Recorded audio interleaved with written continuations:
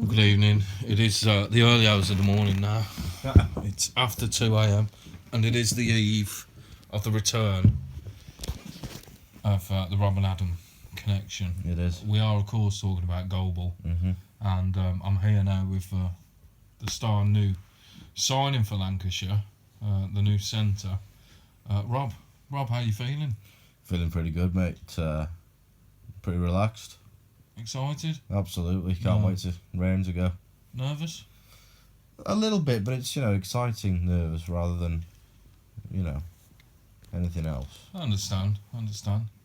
So, the talk of the town, I know from your neck of the woods, is that you guys are in with a great shout.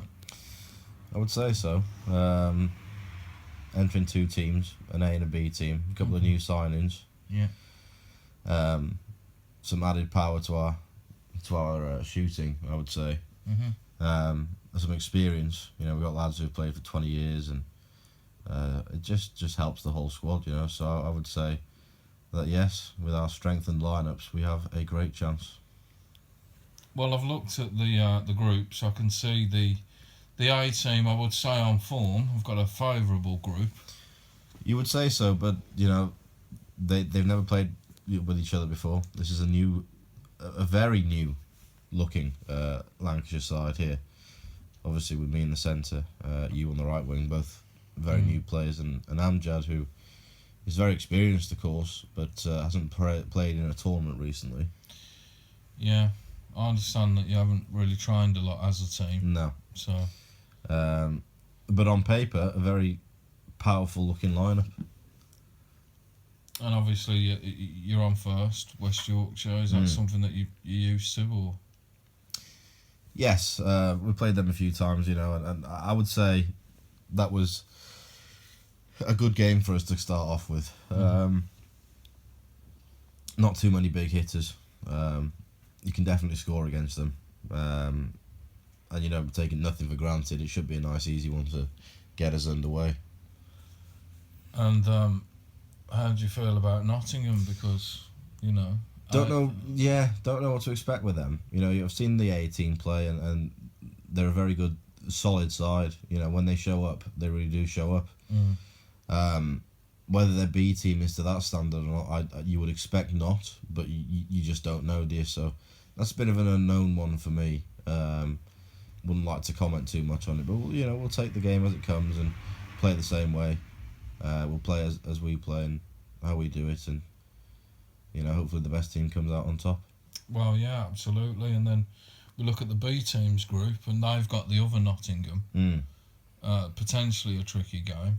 Very potentially, yes. If Nottingham turn up, they can almost beat anyone. Very solid defensively. They've got some good shooters, some power there, experience. It depends how they turn up and how their minds, their mindsets, how they go into it. Yeah. If they get a good start, they might be difficult to stop. Might be an outside bet for the tournament though.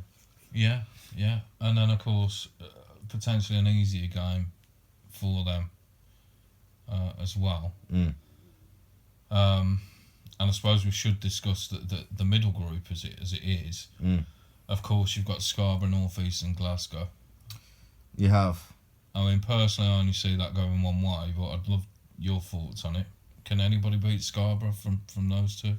I wouldn't expect so. I wouldn't expect Scarborough to get a real test until the second round of matches. That would be my guess. Very strong, very experienced, very disciplined side. And obviously, coming off the back of 2 tournament wins already this season and 7 points clear at the top of the league. Something's going to have to go very wrong for them. They can lose this tournament, Yeah. No one else can win it. Yeah, absolutely. So let's we're going to have to talk hypothetically now because of the way that the tournament structure is. And let me just, what do you think about the structure of the tournament? Not a big fan. 3 groups of 3? No. Not a big fan at all. I can understand why they've done it. It seems like the only logical way to do it when you've got 9 teams entering, but I would say, 4 games isn't a lot for teams to get judged on. You can the way it works with goal difference and such, you can end up winning one game and losing one game and finishing 9th. Yeah. You know, well, didn't out of your something first 2 games. Yes, it happened. Something happened in the last tournament, didn't it? Now, I wasn't there then. I mean, I've very recently joined the club, so talk me through that. You know, it was a group with Nottingham, South Yorkshire, and Scarborough, I believe, and you know everyone had won one game, and on goal difference, Nottingham were the weakest goal difference, so they ended up, you know, in the 7th, 8th, 9th playoff. I think they won both their games down there, so after winning 3 out of 4, they got 7th. You know, no points. Yeah, which doesn't seem very fair to me. Yeah, I understand. And actually, that's kind of took them out of the title race because I think before that they were on 8 points, wasn't they? Yeah, they were up there. With Scarborough on 10, Nottingham only getting 1 point there, and then of course, well, it's devastating. Scarborough getting the 10 points. You know, because you would have said on that day that they were probably Scarborough's best rivals. You know, that the team most likely to beat them. Yeah, and they got. You know, they got the bad luck there. Well, I have to say, I mean, I'm not a big fan of it myself, but again, like you, I completely understand why they've done it. But I think it's got to be looked at next season. It almost feels to me like they rushed to make a decision earlier in the season that now they feel they've got to stick with. Yes, or what I would say is they probably didn't anticipate the fact that they may get more than 8 teams. And in future, you know, they should either, you know, put a limit of teams. You know, they should say, right, we've got to have 8 teams. Or my suggestion would be to make it a 2-day event. They do that with the elite tournaments. I don't see why the intermediate tournaments can't be 2-day events also. More match practice for everyone. Yeah, and it'd mean everybody played everybody. Yeah, and more of a competition, you know. But I mean, I think the problem with that, of course, is funding. You know, and I don't want to make assumptions, but obviously they have just got given 2.2 mil, though, haven't they? Well, yeah. I mean, this is true. So that'll be some, you know. I mean, I'd obviously there is a 2-day event, the intermediate finals. There is, but you know the elite tournaments. They're all 2 days. Yeah. So a bit of an inequality, you think there? Possibly. You know, obviously the intermediate games, the elite games are longer anyway, so it takes longer to get them in. True. But I just think when everyone gets to play everyone, it gives a fairer complexion at the end of the tournament, you know? I completely agree. Because ultimately, whoever wins tomorrow, there will be at least 2 teams that they haven't had to play in the tournament. Yeah. You know, so I see what you're saying. So let's talk hypothetically then, and let's say all of the favourites in the groups on paper. So that will be Lancashire, Scarborough, and let's just say Nottingham. I think that will be a tighter group. It will probably be the tightest group, but so they're the top 3, and obviously we're going into that now. What are your thoughts in that? I mean, they're going to be tough games, both of them. You know, you would say on paper Scarborough would be the favourites. Well, they have to be, yeah. They have to be, you know, after 2 tournament wins. I just think that Lancashire A could be a dark horse this year, this tournament. I really do. It's equally, you know, it can be viewed as a negative thing that, you know, we haven't seen this lineup before. But it also works in a positive because the rest of the teams haven't seen this lineup before either. It's new. It's very different. There's a lot more experience there now. Even though myself and you know, we're not, you know, massively experienced. No. But we've had experience of big tournaments. Yeah, and we've let's be honest, without being arrogant, we've had success. I mean, yes, we've won the league. We've won the league. Obviously, I've won, you know, top goal scorer or whatever. Yeah. And we're used to pressure. And we've competed, you know, in the UK finals when the chips have really been down, you know. And we've done well. So, plus when you've got a lad who's played for 20 years, you know, he knows all the tricks of the trade, doesn't he? Yeah. That just adds a lot to you. You know, and of course the 2 young lads on the bench as well. Well, now this has been an interesting topic because I know Lancashire have entered 2 teams Yes, a With- lot of players coming through. with 2 subs on each. Now, I understand, unfortunately, one of the players has been Yes, out, is that right? I think he's got a calf injury. right. Okay. So he won't be able to play. But they've got a player who's replaced him, Shiraz, and he's a very good player. He's relatively new to the sport, but getting used to it. Strong boy, you know. And a lot of these guys play blind cricket, don't they? A lot of them and do, the yeah. same sort of skills you need. I mean, Absolutely. different game. Tracking the ball, Yeah. power with your, throwing and stuff. There's definitely transferable skills. So let me ask you then: do you see anybody other than Scarborough or your dark horse Lancashire winning the tournament tomorrow? The only other team I could possibly see is Nottingham A. I would have given an outside shot to Lancashire B, but with the injury, I'm just not sure they've got enough this time. They put it this way: I think if Lancashire B were to do well, they would have to have some exceptional performances by individuals. You look at their shooters. Really, you've got Tass, and now you've not really got anyone on the other side. You've got Shiraz, and you've got Matty, both solid players, but not thunderbolts when it comes to shooting. Tass will have to have a stormer. Aslan will have to take up some of the scoring himself from centre, which is more difficult than it sounds, but he'll have to if they've got any chance in my book. The only thing I would say to that is we've been in that situation in Birmingham. If they get the tactics right, it can be done. I mean, we won the league title that year with exactly that tactic. Yeah. But is Tass that good? Can he handle that? Has he got the stamina to be able to be that man that they depend on? It is only 4 games, but can he get it down at that pace consistently enough? I'm not sure. I think we're going to find out. Very excited though. Absolutely. I must say, I do think Tass will be driven. And this doesn't, it might sound a little bit negative, but by the fact that he's in the B team, it's a good thing. He wants to be in the A team, of course, and that might drive him on, and we might see a big performance out of Tass tomorrow. Well, it's a difficult one because there are arguments that maybe he should have been in the A team, but. There certainly are. He's got a quick ball on him.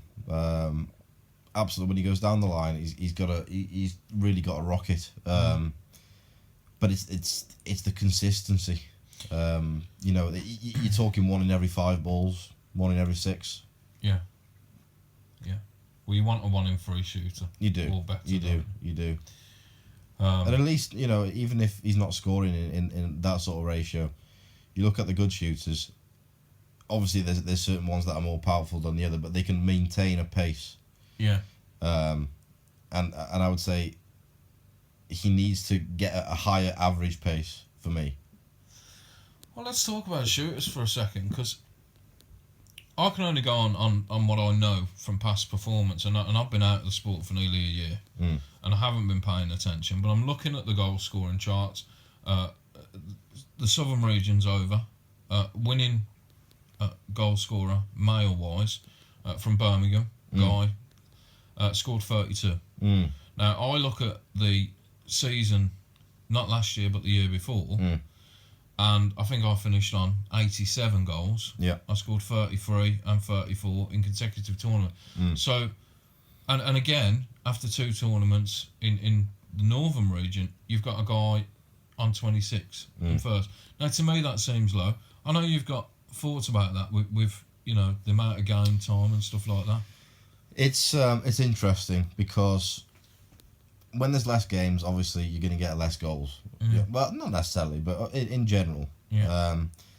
Also, with the fact that there's lots of teams entering, the games are being reduced in time. To 5 minutes aside. So if you look at it, 5 minutes aside, that's 10. You're getting 40 minutes of gameplay. When we did 8 minutes aside, 16 times 6, 5 or 6, at least 5. That's double the amount. And you double 33. Well, you're up there, aren't you? Yeah. You're up there. Yeah. So I would say that might be a little bit misleading. I think it's a great point. I really do. Have you got any final thoughts? I would just say as a final word, I think tomorrow could be a breakthrough day for Lancashire. As I said, it's a shame about the injury, but if they work if they work it properly, we could have a potential medal and fourth, and if we're very lucky, we may even have 2 medalists tomorrow for Lancashire. And I think that would be a fantastic achievement for them as a club, given the fact that this is their first full season, given the fact that, a lot of these lads have been playing less than a year, and they've stepped up, especially if the B team do well. Yeah, I totally agree. And I don't think fourth is too far of a stretch for them, because I think they can get second in their group. I think they can win one of their first 2 games. They might be able to win 2, but I definitely think they can win 1. Well, we're going to find out in a few hours. Nice early start for us from here in Staffordshire. But, in about 3 hours we'll be thinking about getting up. Any thoughts from yourself on how the tournament's going to play out? I think it's going to be very competitive. It's the final, league tournament of the year. I think there are some teams that will feel they've got a point to prove, like Nottingham. For them to get a score of 1 point in any tournament is, for them that they're going to feel salty about that, as I say. Do you feel, as someone who's returning to the sport, that in a new league, a new region, do you feel like you've got something to prove in the fact that you're sort of arriving on the scene, and in a sort of fairy tale way, would you like to arrive with a bang? I'd love to. I personally, I'm looking at the finals tournament in May. It's the UK Championship tournament I've never won, and then I'm looking at next season because I personally want to become top goal scorer in the northern region. I did it in the southern, and I also want to get a league championship under my belt. That's personally. Tomorrow, all I can tell you is that I've probably played goal ball maybe 3 or 4 times in the last 6 weeks. I feel good. We had a friendly tournament. I was shooting well, and I would like to come away with, certainly double figures goals at least. I think I'd be disappointed if I didn't, but I would say that was well within your reach. Well, we're going to find out, aren't we? We are. But I do think from training with you guys, and me and you play as a team on the court, we always have done. Yeah. I really do feel in my heart that we've got a great chance. Absolutely. And that's no bias. I think Scarborough are great. They've won 2 tournaments. I think Nottingham could win it on the day. Do you think there's a bit of an unspoken sort of point to prove against Scarborough? Yeah, absolutely. I've looked at the results from this season on the Goalball UK website, which is www.goalballuk.co.uk, I think, or .com, one or the other. And I can only remember them losing that one game in the last tournament. And I think, they've probably won the league unless they do something catastrophic tomorrow. So for the other teams going in, anybody with the opportunity to play in Scarborough, it's a huge scalp, isn't it? It really is. It gives everyone confidence if you can get through a game like that. I mean, even for me personally, I've played Scarborough many times. I'll be honest, they won 90% of those battles. Yeah. I don't think I've beaten them once, to be honest with you. So probably 100%.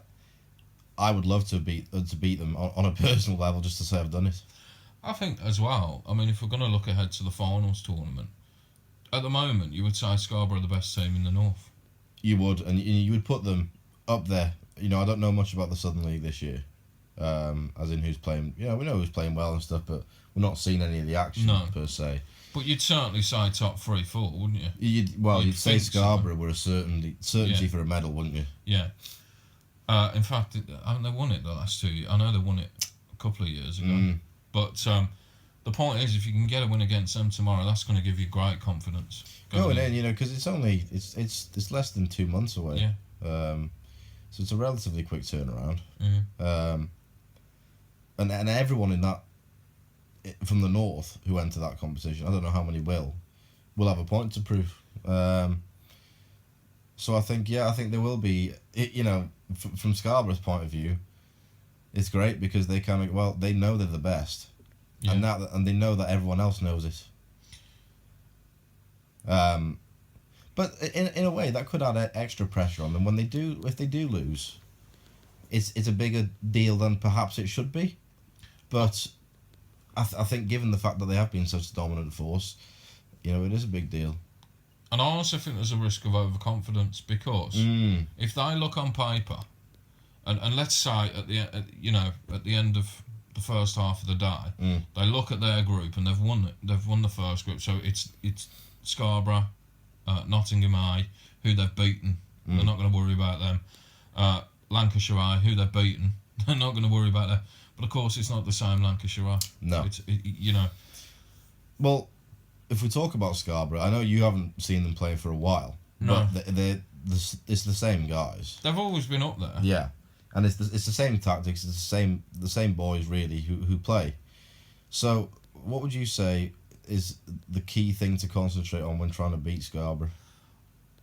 I would say with them, you've got to keep it tight because if they get a couple of goals ahead, you know they're going to lose confidence. But if you can nick an early goal against them, make them think about it, you know that is where they could struggle. I would say their centre glues their whole side together. They have got an excellent centre. He stops everything. I think the trouble is, of course, they do have very good wingers. But, you know what, I think they are stoppable. And, for me, you have to keep it away from the centre. He's a very good shooter as well. But anything that goes towards him, he's going to stop it. I think you've got to put that ball in the corner. Right. You know, not all the time, obviously. You go for the pockets, quick returns. But I really do think you have to minimise Charlie as much as possible out of the game. Well, I guess we're going to see what happens in a few hours' time. Absolutely. Well, I want to thank you for your time, Robbo. Thank you, sir. And on behalf of Lancashire Lions, the best of luck to all teams. Absolutely. Have safe journeys, however you get into York. And we'll see you for kick-off in the first game at 10 a.m.